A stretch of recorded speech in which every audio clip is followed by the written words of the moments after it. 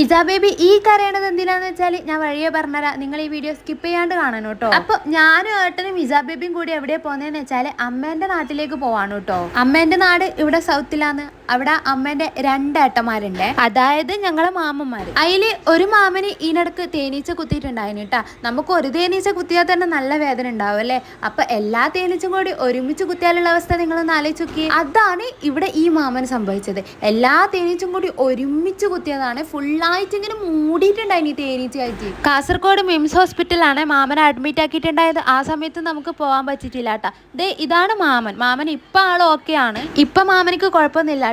അടയാളെല്ലാം പോയി, പിന്നെ കയ്യെല്ലാം ചെറുങ്ങനെ പൊന്തിച്ചിട്ടുണ്ടായിന്, അതും പോയി. പിന്നെ ദേ ഇതാണ് മാമന്റെ മോള്, കൂടാണ്ട് എന്റെ സീനിയറും കൂടിയാണ്. നമ്മൾ ഒരുമിച്ച് മെഡിക്കൽ സ്കൂളിലാണ് പഠിച്ചത്. അതുകൊണ്ട് ആളെ എനിക്ക് പണ്ടേ പരിചയമുണ്ട് കേട്ടോ. പിന്നെ അവിടെ ഇതുപോലെ കുറെ പശുക്കളിലുണ്ട് കേട്ടോ. അപ്പൊ ഇജാ ബേബിക്ക് ഇങ്ങനെ കാണിച്ചു കൊടുക്കുകയാണെ. ഞാൻ പറഞ്ഞിട്ടില്ലേ 2 മാമന്മാരുണ്ടെന്ന്. അതിലൊരു മാമനും മാമിയാണ് ഇത്. ഇവരെ വീട് 2 അടുത്തടുത്ത് തന്നെയാണ് കേട്ടോ. അങ്ങനെ പോകാൻ നേരത്ത് നമ്മൾ ഇവിടെയും കയറിയേ. ഇവിടെ വന്നതിന് പിന്നെ ഇജാ ബേബി നമ്മളൊന്നിച്ച് വരുന്നേ ഇല്ല. പിന്നെ ഇവിടെ ആണെങ്കിൽ കുറെ കോഴിക്കുഞ്ഞുങ്ങളുണ്ടായിന്. അങ്ങനെ ഇജാ ബേബിക്ക് കോഴി എന്ന് പറഞ്ഞാൽ തീർന്ന്. പക്ഷെ ആൾക്ക് ഭയങ്കര പേടിയുമാണ്.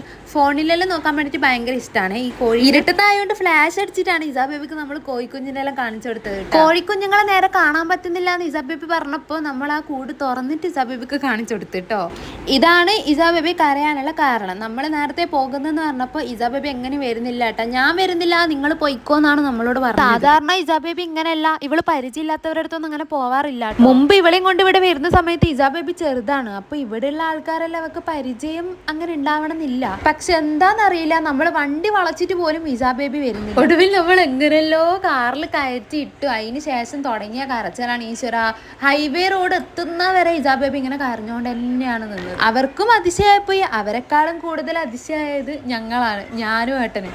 ഇവക്ക് എന്ത് പറ്റി എന്നാണ് നമ്മൾ രണ്ടാളും ചിന്തിച്ചോണ്ട് നിന്ന് കേട്ടോ. ഇവളിങ്ങനെയല്ല. പിന്നെ ഇജാ ബേബിക്ക് വൈകുന്നേരം എണീച്ചാല് കുറുക്കിയതെല്ലാം കൊടുക്കലുണ്ട്. ഇന്ന് പിന്നെ ഉറക്കത്തുനിന്നേ എണീച്ചിട്ടാണ് ഇജാ ബേബിനെയും കൊണ്ട് പോയത്.